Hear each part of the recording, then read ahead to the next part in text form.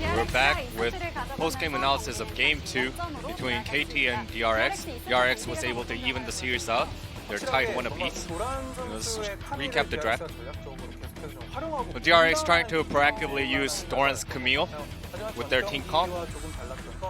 One difference compared to the previous game was that compared to Lee Sin and Galio as mid-jungle pair, didn't really have much synergistic effects with Camille. Rather, they put Azir, Sejuani to bolster Camille's potency and lane phase. Although Camille may be in a weird situation when it comes to the late game team fight, however, DRX was able to play the team comp as they desired to do so. And once again, they try to snowball as much as possible at the upper side of the rift and just withhold their ground at the bot lane. And the laning phase didn't finish while Camille was continuously developing. And the winning formulas between the two teams, DRX's formula came out on top in the end due to the easy development of Camille. DRX was able to drift away some of the potential plays that KT tried to make. And DRX seemed very comfortable throughout the entirety of the game. And from the early game, DRX was able to cruise through. Let's check out. 우리가 요번에 뼈가기가 이걸로 들어가서 뭐 바로 압박 주던가. 지금은 박스 못 Pressure, 들어가. pressure for a bear. 내가 뒤로 넘어가는 거 있거든. 아까 Go over the cliff. 바론샷 비울 수 And let's 있어. see whether we can go for Nash or not. 바론 쪽으로 우리가 주는 거 어때? We can rotate to the Nasher pit. 바로 시야는 지웠거든. 지워 이런 거 내가 아까 말한 거. They don't have any vision at the Nasher pit. 너 그냥 반응만 해줘. 이번에 죽는 거 어때? 얘네 미드 푸시하고 They just 내려갈 것 concede 같은데? that. 해볼래? And let's go for the Nasher instead. 나 바론들 빨라 이거. 괜찮은데 이거? We can expedite this. We got the firepower to do so. 먹자 이거 먹은 거 같아. We can get it. 다음에 좀 나가볼게. 우리 준비해봐 이거. To lure him. 모른다. 우리 노틸 죽을만 하자. 아야 살아. We almost got it. 바로 야 카밀 뒷걸었다. 먹고 빠져. Is your ult on the way? 바텀이야. 자 걸었어. 어떻게 할게? Mostly on bot. 바텀 나 막아. 드래곤 쪽에 DRX가 집중을 하고 While DRX focused heavily towards Dragon, KT was on their back foot, so they try to find opportunities to make plays. And they knew that they had to concede the Dragon, as well as potentially the tier 2 bot turret. And that's why such play calls went through. And because of the absence of vision from DRX on the Nasher pit, and that's why they reacted very late onto KT's Baron play call. Once again, there was another magnificent team fight in the mid lane. Initially, Nautilus's ultimate move, as you can see here, he uses the ult onto Sejuani and then flashes forward, converges to 3 champions of DRX. So Nautilus can use the ult to knock up multiple champions at once. And here it seemed like KT was about to win the team fight until DRX's champions retaliated. And here, Kuro tried to make another play again instead of rotating to Dragon. And he gets stunned consecutively by Sejuani and Bart. And the block falls down. And this is exactly why they ended up had to not only concede the Dragon, but also lose additional members from their side. And this was probably the most critical and pivotal team fight that essentially determined the outcome of the game.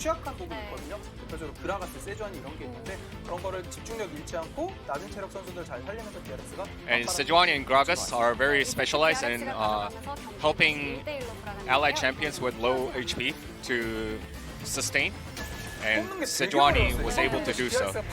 This was another game that had difficulty choosing the player of the game, and it is Doran's Camille. The difficulty was due to all the players of DRX performing very well.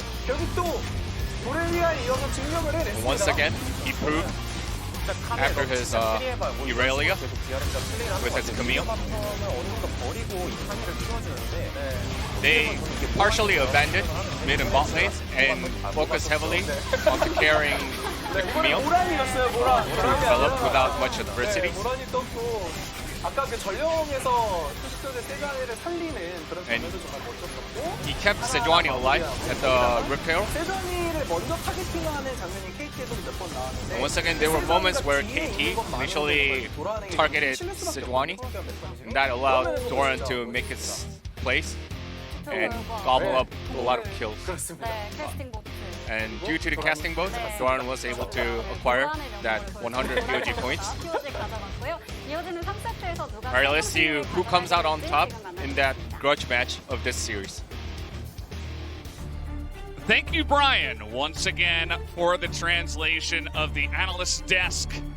As we are going to move into game number 3 and see which one of these teams is going to take the series. Doran did pick up the tiebreak of the player of the game. You guys might have noticed that LS did in fact vote for bottom. The bottom lane there aiming, or not aiming, deft and what he was able to do in that one. And I do have some news. Unfortunately, LS is a bit of a lost soldier. He has been lost in the battle, so I will be solo casting for the time being. And we'll see how that goes. I suppose at least in recent times I've been doing play-by-play and analysis, so we can do both of them here in this game 3. See how this goes. Poor lost soul. Hope he's doing okay. And yeah, just moving into this set. We talked about how Set is always banned against Chovy nowadays. And Ashe is going to be denied, seemingly the tippy top of the ADC ladder at this time. Although it was kind of ignored in game number 2, funnily enough. They went for the Ezreal instead of the Ashe. And the Camille is going to be taken off the board. They saw Doran's Camille in game number 2, and they're like, well, we never want that to happen again. And TF as well got a ton of value for KT in game number 1, so DRX. They're going to change their Karma ban into TF, which means the most obvious pick in the world is going to be the Karma. I think we all could have seen that coming. And it'll be interesting, because we did see Karma banned twice in a row by DRX, but this time around they let it go, so I hope they have an answer. The Ezreal first is very common into the Karma first pick. The Ezreal Karma, they're best friends, maybe even better than Team Rocket. They often do go together, and it can, it can get ahead of the Aphelios pick that is potentially going to come in for the side of KT, because some of those immobile AD carries, they would love that extra movement speed and shielding from the Karma. It seems pretty obvious, especially with it left up. They are going to go into it, but again, this is what we saw in game 2. Aphelios LeBlanc, straight into Azir Ezreal. And it didn't exactly work out very well. Of course, this time they're going to have Karma, but it's not going to be too good of feels, because it's relatively early on as well. I think that DRX can respond to it. Now, the LeBlanc is not going to be locked in fact. They're going to go for the Olaf instead. But again, Olaf is doesn't generally have a fun time closing the distance, although he can ignore some of the CC that DRX would potentially bring alongside of this one. And Bard is going to come in. Keria just showed some amazing Bard play in game number 2, even though it wasn't very obvious. Even that one little binding onto the LeBlanc as he was trying to get in there and assassinate in the enemy jungle was even highlighted from the analyst desk. So that's going to be locked in. They want to take away Aphelios' best friend. The Nautilus is going to be taken off the board. Some of that hard engage. Lee Sin, of course, nowadays very high priority here for a lot of these LCK teams. Kassadin, common pick into the Azir. All this kind of making sense so far. Lee Sin often picked into the Olaf at the same time. And then the Wukong is going to be banned. Wukong, I believe there was that small nerf against Wukong in 10-14. Unfortunately, my lost soul is not here to confirm or deny that. So we'll just we'll think about it. Still a very good champion in general. And so they don't want to leave that potentially for a counter pick in the top lane. As what are we thinking here? Are we going to take a page out of Lehenz's book? Are we going to go for the Shen? Doesn't look like it. As I would kind of guess at this point that Kuro's going to be playing the Karma. But it can be flexed down to the last moment. So let's wait and see. So yes, it is going to be Sowan back on the Kennen. And they bring in the Blitzcrank again, or not again, but it's slowly creeping up in priority for a lot of these teams. You see it like once a series, and just the ability to have that wild card pick off onto pretty much any of the champions on the side of DRX. They have a lot of damage. They could potentially burst them down immediately after the hook, so I don't mind it. Bard also can be denied a lot by the Blitzcrank. It's really annoying to play against Blitzcrank if he gets a hook down or he gets in range of you, of course. And we saw the hover from the side of KT onto the Jace, but they didn't actually pick it up, and that's going to leave it available for Doran to pick it up straight into Sohan. So there you go. That's the draft. It's me and you guys out there on the internet. I am alone now. The Valdez solo cast begins, and I've been training this season. I've been in the hyperbolic time chamber, improving my analysis for this one moment to be ready for the solo cast. And so here it is, the comp from the side of KT. Again, they have that wild card in the Blitzcrank.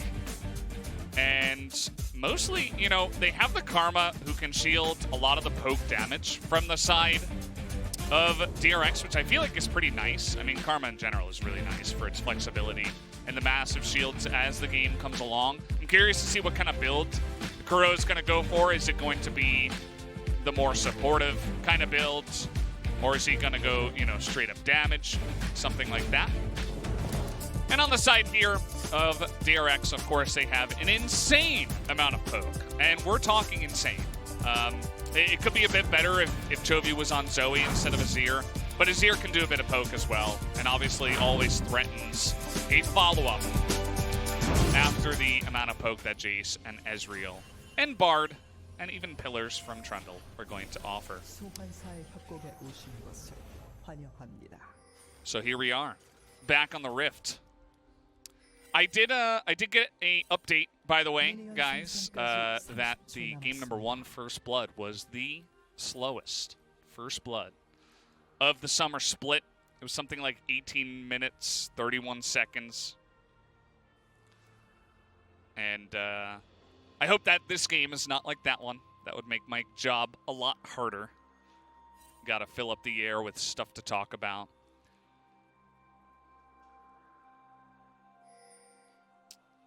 Let's take a look here at the runes that we have going on. Trying to see if there's anything out of place, out of the ordinary. If anyone's taking Scorch. No sinners in this game, no Scorchers. We're not scorching the earth here. I feel like I'm seeing more Unsealed Spellbook. It's like coming back slowly but surely. A lot of these lanes that kind of, you know, they don't have an obvious pick. They're leaning more towards the Unsealed Spellbook. And we have had people come in and pull off some insane plays with a spellbook. I mean, I forget exactly who it was, but a support got in to a pit and stole like a dragon soul or something like that, like an elder dragon with his own smite. That was in recent times. Might have been Tucson, actually, now that I think about it.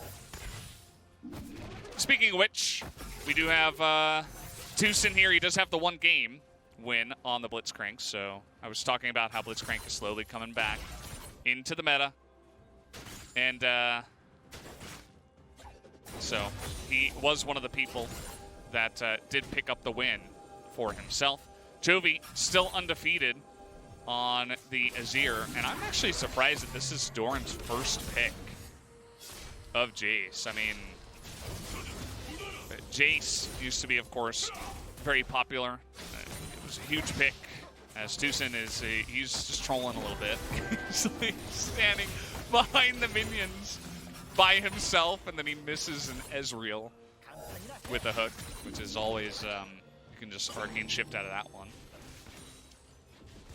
And the Blitzcrank pick was interesting into the lane, of course. He already knew that Ezreal was going to be on the other side. But it's not really going to be a pick for the lane. It's going to be in the later stages of the game what he's going to be able to do with his pickoffs on a bunch of the members. It's kind of just spamming that hook on cooldown almost, it feels like. Jace, of course, going to have priority up on the top side. He's going to be able to do his thing, potentially get some plates down, especially early on. So on those, he's doing a pretty good job of CSing, especially under turret. You can see it's 23 to 22. As I was listening to the Greencasters, they let out a big ooh and ah about the tether not connecting. Perhaps in this moment, now that I am the lone soul on the desk, take a look here at some of the stats. Aiming 2-1 on the affiliates. I guess it's 2-2 after that loss, actually, in game number 2. And yeah, there's not much going on here. This is generally when me and the co-caster. Okay, we do have a gank, though, coming on in. They're trying to get on top of aiming. There is going to be the stun, but there's not really anything to happen as the flash from Tucson comes in, and he's just going to give away first blood. He's trying to feed aiming, of course, but that was extremely... Now, we're talking like 95-5, maybe. Maybe it's even worse. As even Carrier is trying to pull off the insanely risky plays. And really just trying to soften up aiming for the follow-up gank that's coming down here. The red smite already going to go down, and that is about the easiest kill you've ever seen. Pyosik just going to stand still for a little bit. Olaf, he's going to cry. He's going to wipe his eyes with those axes, where he's going to do absolutely nothing except pick up all of this farm. As we zoom in there, Bono's actually going to take it, I suppose. And there you go. I'm not really sure what KT were thinking. I feel like they easily could have survived the gank. And Olaf was coming down, too. I mean, it's not like they were desperately, you know, they had to pick him off. Otherwise, they were going to get dove 3v2, and then that was going to be the end of it, and they were both going to die anyway. But Tucson goes for, like, the 98% play, where if you pull it off, you look like a god, but if you fail it, you look kind of like he did after that play, which is not very good. We're going to take another look. Pyosik goes for not the full clear, so they were not really expecting him here. He comes down a little bit early, and then this flash is like, I mean, they even exhaust Tucson, who, again, he has a bit of the burst damage, I suppose, on the hook and the combo, and so they want to take away some of that, but it's not like they even exhausted aiming or anything like that. And then after that, there's no support. The easiest follow-up you've ever seen. Just easily able to take them down. They even give over plates. It's a pretty massive lead now for DRX, extremely early on in the game. Really no problem for him. You can see that Deft even went back and picked up a cull. It's like, well, I mean, this lane's over. That's about all I That's about all he has to say about this one.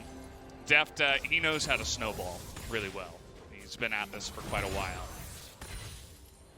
And so now that your initial play failed as the Blitzcrank Aphelios lane, the Blitzcrank is going to have even less value in the lane. We talked about how it was picked into Ezreal, and so for it's not really a pick for the lane, it's a pick for later on in the game.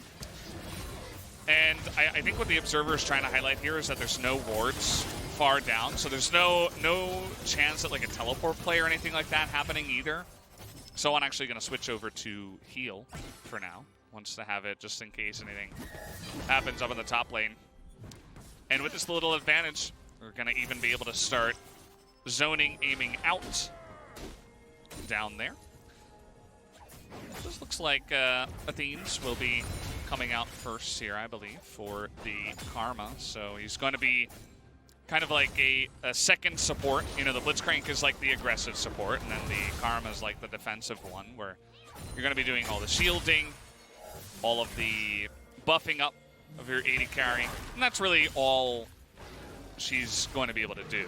I mean, she gets all of that solo lane experience and all of the solo farm at the same time, so she's actually going to be able to scale up quite nicely. Aiming's dead.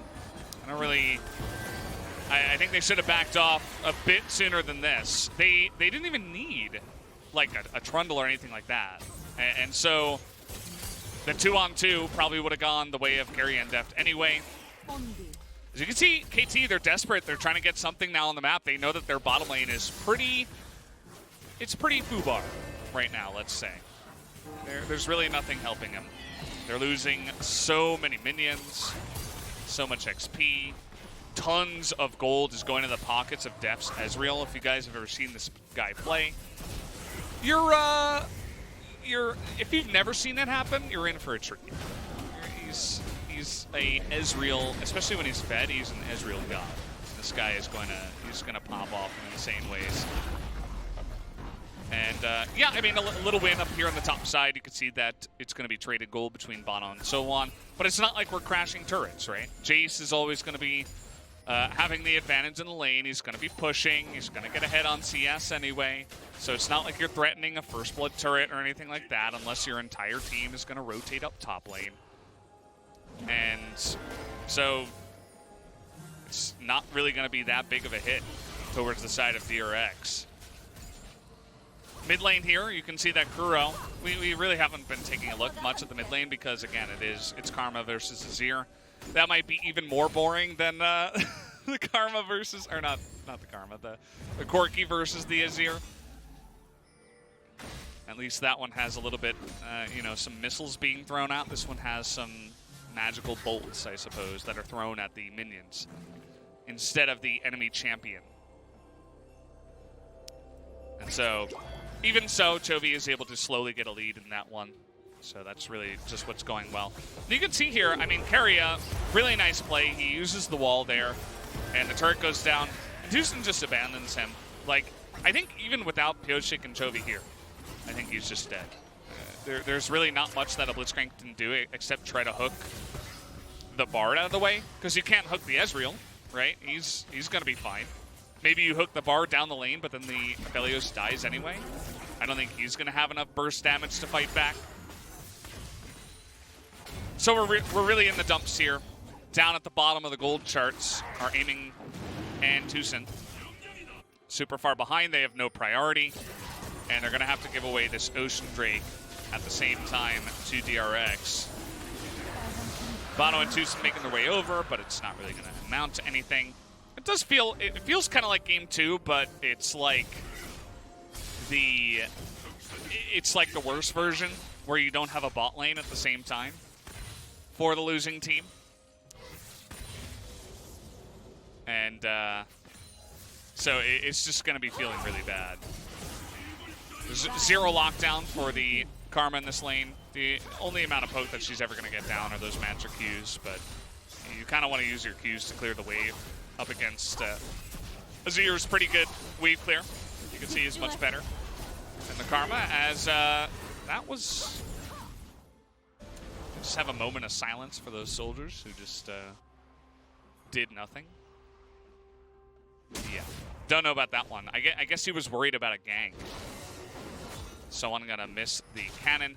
And now this is what I was talking about committing to the top lane. This is one way you can try to zone the Jace away, maybe get a kill, and then get the turret. But Pyosik right here, right on time. Ragnarok is going to come out just in case that Chovy's nearby. But here's Chovy. We could see a pretty massive play, although he doesn't actually have his ultimate, remember. So actually scratch that. We're not going to have a massive play. We're not going to have anything. We're just going to have TP coming back in as, okay, Keria. Okay. Not sure what he's doing there. He's going to lock down the turret at least, but Jace is still going to die. I feel like Keria's really feeling it now. He's really feeling it. That was like the Bard play to end all Bard plays. You can see that a heal is going to be thrown out. Now Chovy is thinking about taking this one as he takes a turret shot. Okay. And now this is actually a really nice turnaround for KT all of a sudden. I mean, DRX do not have to do the things they're doing. I have to restate that, you know? They do not have to be sending their Bard into 3 members and flashing and forcing his team into a really awkward spot. And then Chovy doesn't need to be taking these weird trades when he should know that Soan has TP. And that's going to be the kind of embarrassing end to that fight for DRX, who originally came out ahead. But now you're able to get your champions out there on the map sooner. Look at Chovy's positioning. He's not able to get on the map at all. Because of that, he can't help. Doran is okay. Nice little play from him, but the shield is going to keep him alive for quite a while. So that will allow KT to trade it back. And who's going to pick off this first blood turret? It's going to be 2v2. I'll say top lane. And I was right. Bottom lane, it looks like... There you go. Finally going to take that one out. And so, for you guys who are just joining, I feel like I should give a little bit of an update. LS was not feeling very well. He has become a lost soldier here in the fight of the casting. And so, we'll see. I'll be solo casting for the meantime. Pyosik is going to get hooked, but he does not have Subjugate. And now, again, they're very deep in here. The Olaf not going to be able to do much by himself, though. He has to wait, and Pyosik, in fact, very fast. The flash in from aiming to try to root Chovy. Again, these are kind of like solo queue-esque plays, right? Like if you're trying to limit test, if you're trying to look cool in solo queue, that's a play that you might make. But from personal experience, I feel like going for the... Oh, he's actually going to catch him here. This might be a dead blitz as the flash on in. He's trying to make the most of it and trying to feed aiming. As the ultimate's going to come in, he finally gets a kill. But Chovy is going to put an end to that madness. As now flashing away is Chovy, the Olaf getting a lot of value here.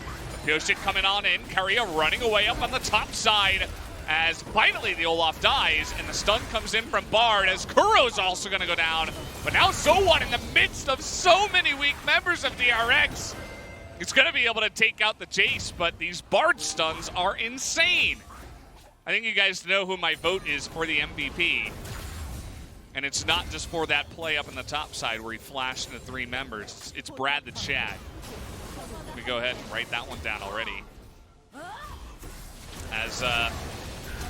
breaking down the analysis, again, Chovy wasn't around because he had just died, and so they were looking to make the play. It gets traded 1-for-1 because Doran finds the opportunity. And Keria is just so active on the Bard. It's pretty insane. He misses the stun that time around. The Blitzcrank flashes. And so had he gotten the stun, it would have worked out much better for the side of DRX. And I also want you to look at how much value this Olaf gets. The shield comes in, but then it all ends up being a bait, kind of, for Soan. As Keria gets the 1 stun, he gets the heal off, and then he gets another stun. And Bard doesn't have a very high win rate, by the way, in LCK right now. He's like 9-21. or 9 out of 21 games, I think it is. But Keria knows how to make them work, and this is how you make the Brad Dream work, guys. This is how you do it. Go for aggressive, proactive plays, especially when you're ahead. And he's already got 10 assists in this game. I mean, Keria is just everywhere. Nobody can move against him. They're all stunned. He's going to throw out, I believe that's one of the new Spirit Blossom emotes, if I'm not mistaken. And yes, Deft is 6-1 and 2. Yes, he's really fed. He's probably going to do the most damage in the game by far. But I think Keria is definitely the one who has been setting up all these plays from the lane into the later stages of the game. And I would love to hear who's shot calling here.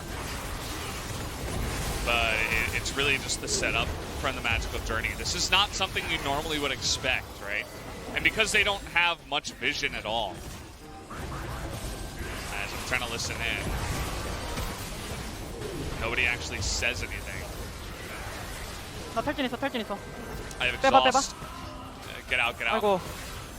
He's like, oh crap. But I think Jovi did live in that play.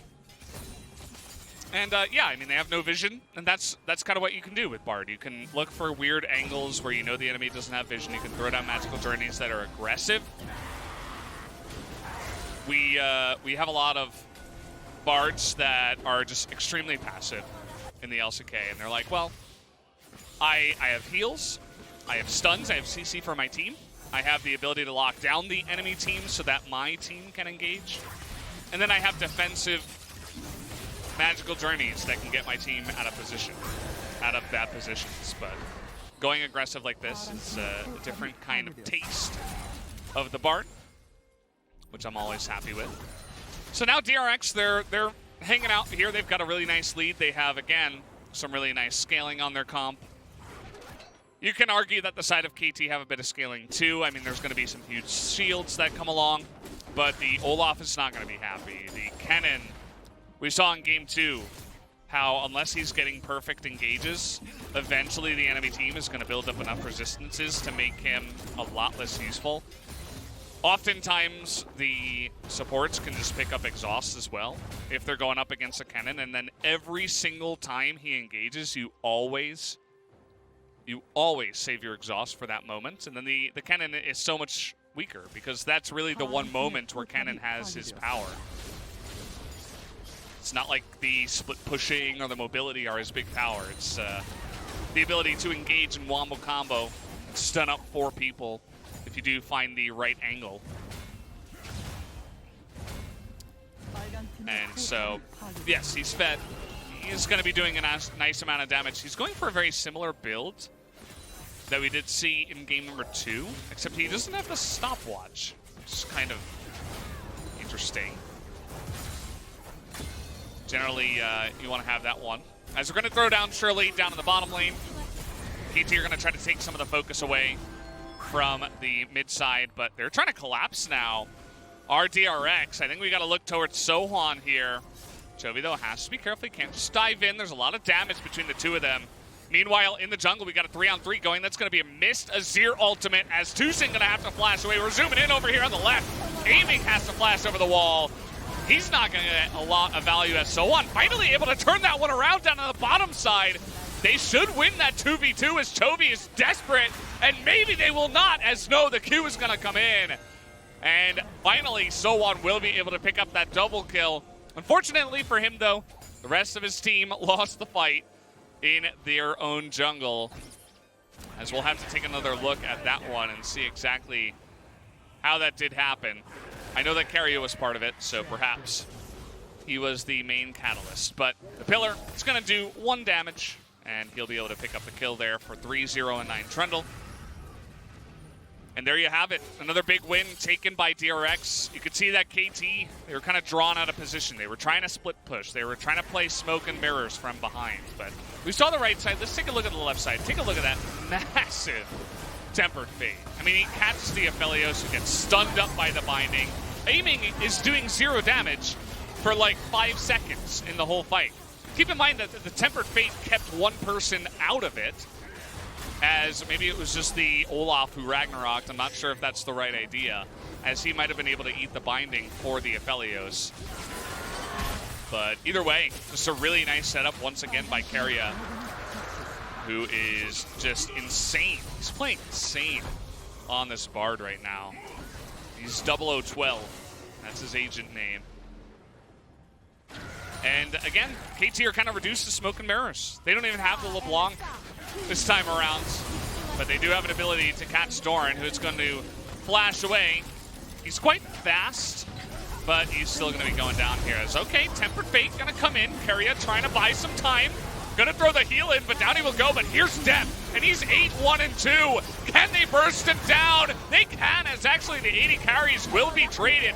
That is a massive amount of gold in the pockets of aiming now. And Chovy's mid. Yeah, I don't know why he's just there alone by himself. He doesn't have TP. He's like, no, you know what, guys? I'm just going to take the turret. I don't know why we're fighting. I'm a pacifist. I like to take down buildings. I like to play PvE, guys. Can we not PvP? As now DRX are trying to force this 3v4. Subjugate is in, and Chovy is going to get the massive engage, but the exhaust takes away so much of his value. And why are DRX doing this? They did not have to force it. They're going to trade the 1-for-1. And again, they're giving chances for KT to come back in the game. They are just styling for no good reason. They could have, you know, just zoned him away, allowed Chovy to continue pushing. But that's not the way it went. So we're going to break it down from the beginning. Doran here. If it was any other support, he probably would have gotten away. Well, aiming died. Okay. Didn't get to see that one. Sorry we missed that one, guys. But it seemed like there was a lot of action there in the mid lane. Both mid laners are dead. I think that's from the fight earlier, though, because we really didn't spend too much time in the replay. So we'll just have to wait and see. It looks like a pillar just went down, and aiming didn't have flash, and he just got blown up by the Ezreal. That would be my guess. But we're going to have to wait and see. Let's take a look at the replay here. Is it Keria again? Oh, it's Keria again. I should have known. Why did I even think it was anyone else? He actually missed the binding. I feel like I caster cursed him after it happened. Like, I'm from the future or something. I was somehow able to affect the past.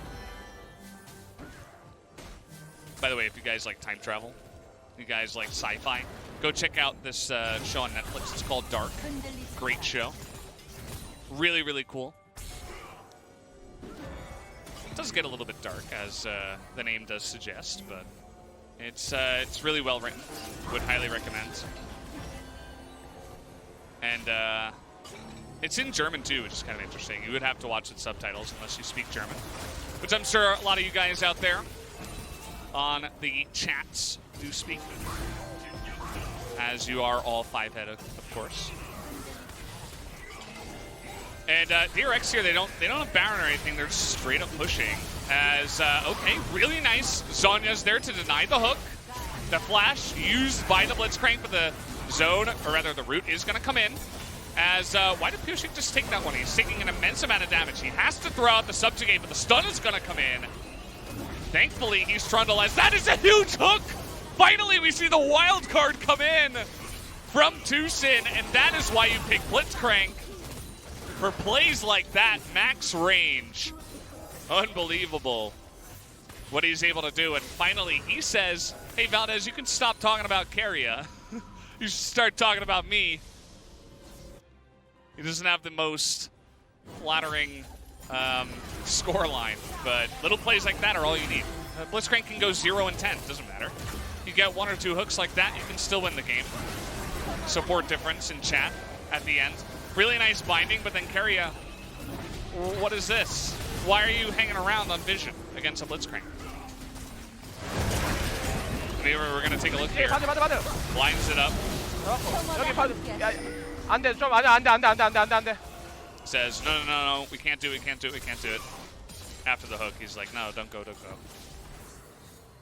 And he would be right. I mean, you're still behind. You don't want to force any fights right now up against super fed Def and Chovy. Although it's not really going to get much better. You just got to hope that aiming hits 6 items and he has this massive shield, and then So-On gets a good engage, and there still is a chance. Speaking of engages, that hook is going to go wide.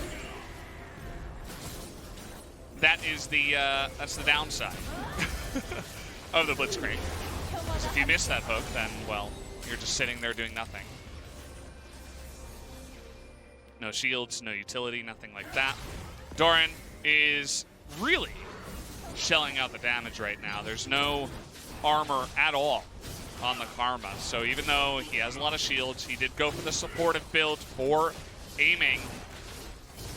And so he's, you know, it's not really going to be super tanky in this one. Chovy going to pick up the Cloud Drake. I thought that was Cloud Soul. Yeah, it was. Okay, it just didn't update yet. So Cloud Soul taken here. That means that, take a look at some of these ultimates here. The speed isn't really that big of a deal. I suppose that the movement speed will be good against the Blitzcrank. But other than that, it's really not going to affect fights too much. Like, maybe a little bit against Kennen, but Kennen's so fast that it's probably not going to matter anyway. So, really just looking at, you know, ultimate CDR, seeing what they can get out of that. And I suppose that there will be times where Ezreal could potentially, in an extended fight, get double True Shot Barrage. But a lot of the times in those fights, you're not really looking to, you know, maximize True Shot Barrage uptime, if you will. Keria with the flash after the exhaust. Can they actually follow up on this? Look at that shield! Ladies and gentlemen, we have a shield.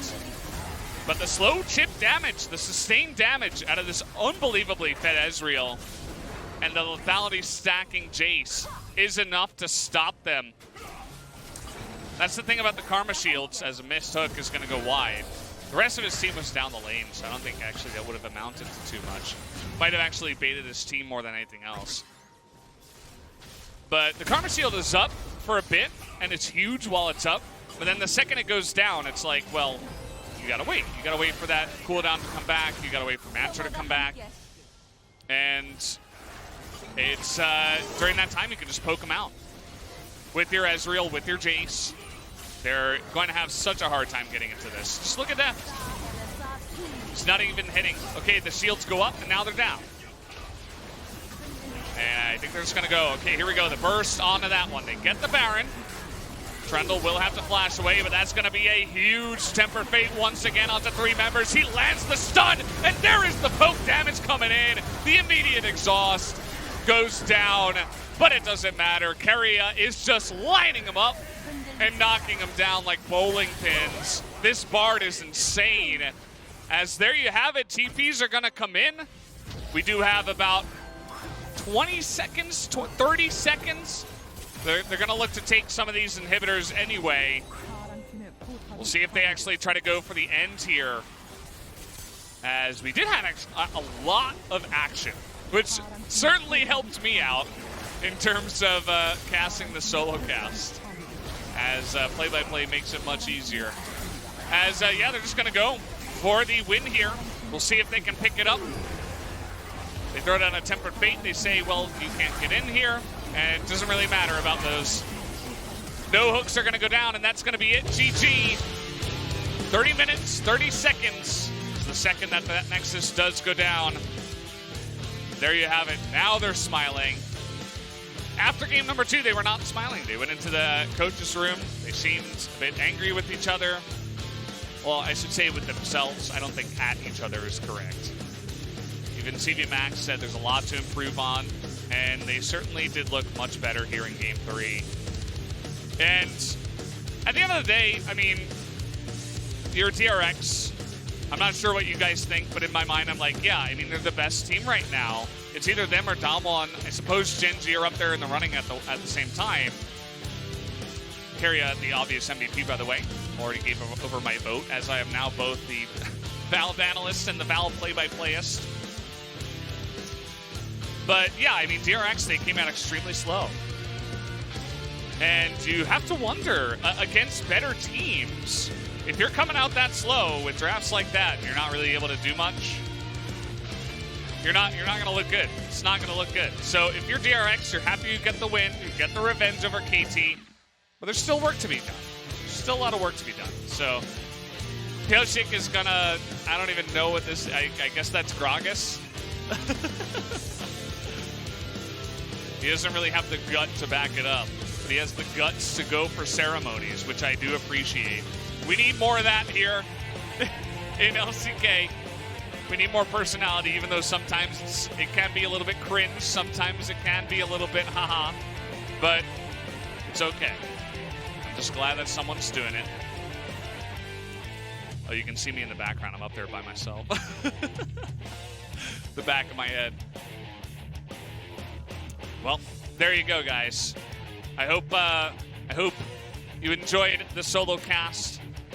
Hopefully, I'm not alone for the the second series. What do you think about that game, LS?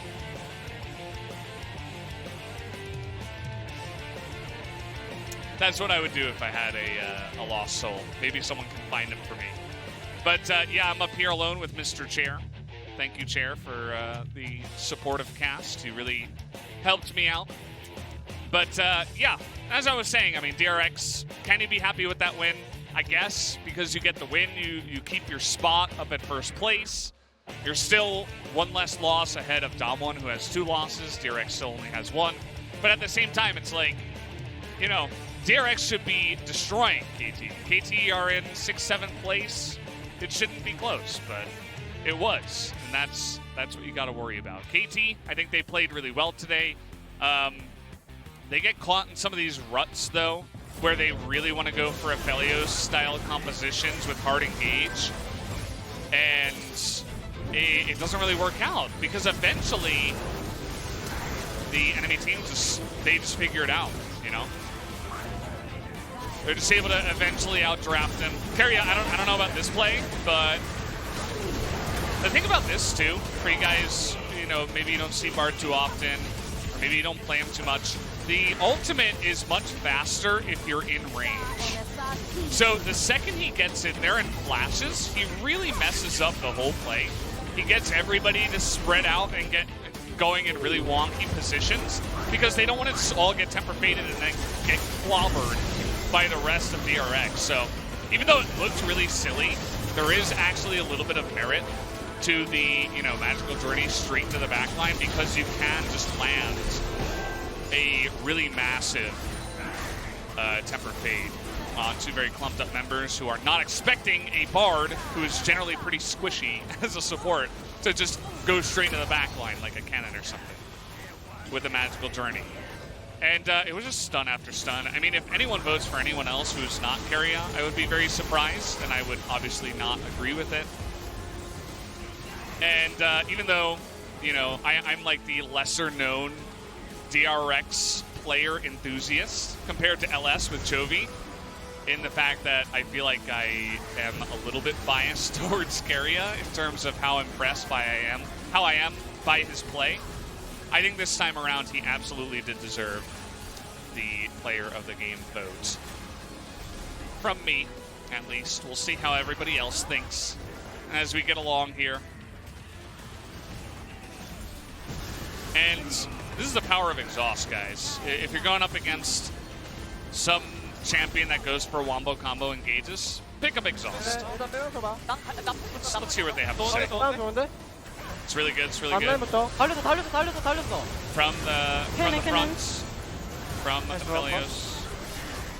다들 잘 있는데. 나 가는. Said you all played well. 탑에 가자, 탑 가자. Let's go top. 다들 잘했다. Coming in. 바지 개꿀입니다. 죽어버릴 것 같아. 야, 4인 기동 대박 났네, 나. I didn't quite understand what Keria said, but he seemed very happy with himself. 무조건 끝내. 그냥 끝났어. He said this is definitely over. Said absolutely, under no condition, this is not over. 형 빨리 다. 일단 더. 탑으로 안 Oh, 끝날 수 있겠다. Keria said Bard is so fun. 그냥 내가 못 될게. 앞에 살아나도 끝낼 수 있어. That makes sense. That kind of rounds out. 이거 나 기둥 깔고 올게. 앞에 내가 올릴게. Kind of rounds out how I feel about this game. That's for sure. Bard is in fact very fun. 나이스. Nice. 나이스. You did well. 다행이네. said, oh, thank God. We were able to win that one. And yeah, Deft, he got super fed from the beginning after great setups from Keria and even Pioshik getting down there with a unique jungle path, catching the Aphelios Blitzcrank off guard, knowing that both Aphelios and Blitzcrank don't have a lot of defensive utility. Like, you can pull someone into a turret, and that's about all you're going to get. There's chances to root, but it comes out too slow in a defensive sense. It's much better aggressively when you're pushing forward. And so I think going for that kind of, you know, quote-unquote sinning gank, whereas a Trundle in a lot of these lanes is not going to find any value in terms of a gank. He's able to find it there just because of identifying, you know, what kind of lane that bottom side was. And here I am alone again. We're going to hear from the interview. It's going to be, I would assume, Keria with, trying to remember, yeah, Doran was the person who got it for game 2 for his Camille. Went 9-1. And let's see who got it. It is going to be Keria, in fact. 2-1. And 18. There's a very... He also had 112 vision score? Like, are you kidding? What is going on with this guy? He's like got every single... He's got like every single stat under his belt. It's insane. I feel like pretty much every maneuver by Keria in this game was about as good as it gets. Bard, this is part of the reason why you see him against Aphelios. Even in games where you're not really winning, it's still good because he's so immobile. If you can even force a flash from the Aphelios. I mean, look at that binding, too. It just catches the bottom lane just like that. He had the perfect angle as well. Guy was just insane. It's pretty insane what he's able to do there. So 11 out of 12. And one person voted for Deft. I'm not gonna name any names. We've had this in the past. We haven't named the names, but I will keep that knowledge to myself. But I will not be very happy with that decision. As, yeah, I mean, Deft, he plays Ezreal, and it's really cool to watch when he's fed, but he didn't do anything. He didn't do anything. Anyway, I'm going to hand it over to Brian, who's going to translate the interview. We're going to have the post-game interview at the analyst desk. 네, 많은 분들이 또 재밌는 중계진 인터뷰를 기다리시는 I think a lot of people are waiting for entertaining interviews. I'll try my best to deliver it. 네, 그럼 인터뷰 시작해 보도록 Alright, 하겠습니다. with no further ado, we're gonna start the interview. We have Doran and Keria. 축하드립니다. Congratulations. 감사합니다. Thank you. 도란 선수 Doran? 마지막 경기 영향이가 이겼는데 좀 덜 신나 보이네요. 표정이. You don't seem that fun after the victory. What happened there? Is that because of the last game of the series? No, I'm good. I'm totally fine. Alright, Doran, your thoughts on today's victory? 이겨서 다행인 것 같습니다. It's relieving that we got the dub. 네, 캐리아 선수 Keria? 한마디 들어보겠습니다. 2대 0으로 못 이겨서 아쉽지만 그래도 It's disappointing that we didn't get a clean sheet victory. 다시 역전해서 좋은 것 같습니다. And despite giving up game 1, we were able to recuperate and win the series, so I feel good about that. 1라운드에서 KT한테 How do you feel about the loss against KT in round 1? 별 생각 없이 다른 It didn't really matter. We just prepped like we prep against any other teams. 다르게 준비하는 게 없다. 저런 거 의식 안 하는 게 중요하잖아요. Well, it's crucial that you don't mind those kind of losses. 계속적으로 팀에서 쥐어주잖아요. 좀 부담감이나 혹은 뭐 Were there a lot of pressure 원해서 when the team 의견 있으신가요? constantly makes you play Camille 다른 챔프보다 좀더 compared to the other champs? 할수 있는 게 많고 좀 재밌어서 Camille has a lot of versatility and also fun to use. Therefore, that's why I've been using it actively. 감독님이 과제처럼 넌 이걸 Is this 극복해야 돼. your decision or is this Coach CB Max's so-called assignment make you assigned to Camille? 그냥 저 계속 쓰고 싶어서 쓰고 있습니다. Not particularly by 진짜 coach. 잘했잖아요. 좀 만족스러웠어요. It's just 경기 my 내용도. decision 내가 POG다. to 이번 go for 진짜 Camille. 잘했다. 이런 느낌이었어요. How did you feel about game 2 when you received a POG? Did you feel that you deserved it? Not sure about the content of the game itself, but when I saw the KDA ratio, POG 잘 받길래 I felt good, and I think I got the POG because of that KDA ratio. 두 번째 경기에서 아지르를 선픽하셨어요. In game 2, you guys first picked Azir. What was the reasoning behind it? 흔한 건 아니잖아요. It's not that common for blue side to first pick Azir. Are there anything that you can elaborate on that?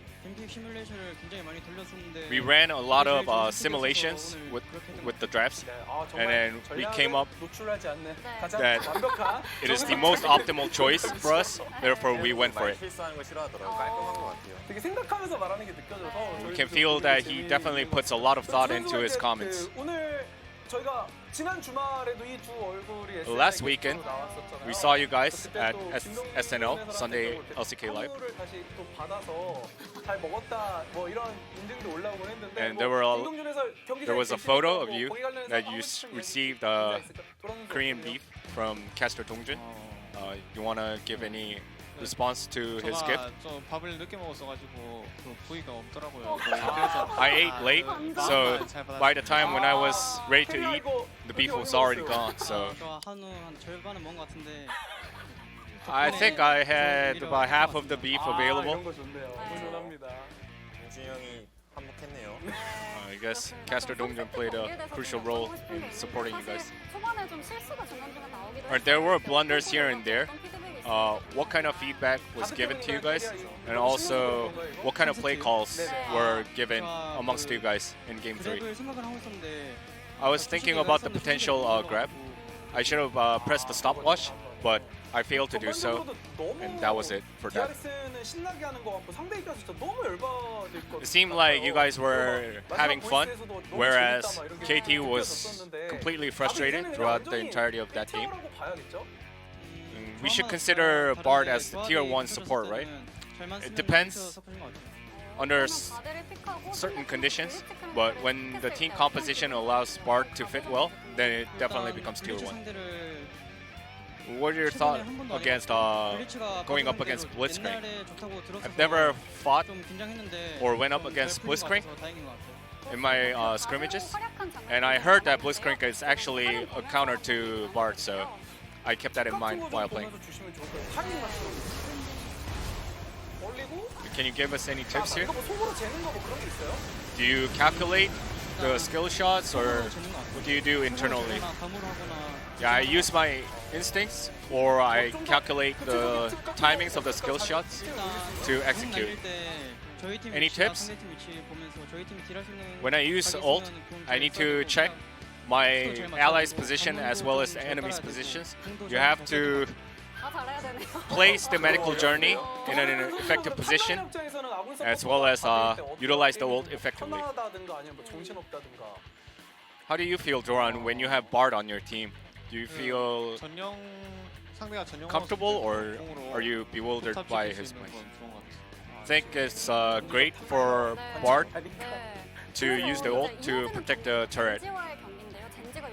Definitely coming from the top laner's perspective. Now you guys will be going up against Genji. Rascal has been on fire lately, so your thoughts on Rascal, Doran? I just need to grind out, and then I'll feel better if I do well in that next series. It will be best not only I perform well, but also to get the dub as a team. A lot of fans are supporting you, Kyria. Any words? Thank you for supporting us up to now, and we have a lot of strong opponents left on our schedule. Therefore, we'll try to beat the brakes off of them as much as possible and stay undefeated in this round. All right, once again, congratulations. Back to Caster. Thank you, Brian. Except it's just me, Caster. Perhaps I will have a co-caster for the second series. I hope I do. Although this solo cast was very fun. Thank you all for the support out there. I saw it all on Twitter. And I checked into you guys on the collective as well. Thank you so much, everybody. But for the standings, this looks really good for DRX, right? But again, you do have to look into some of the games. And I just wonder how Damwon and Genji would have handled that series. Because honestly, I think they have been a lot cleaner about, you know, kind of pushing out the weaker teams.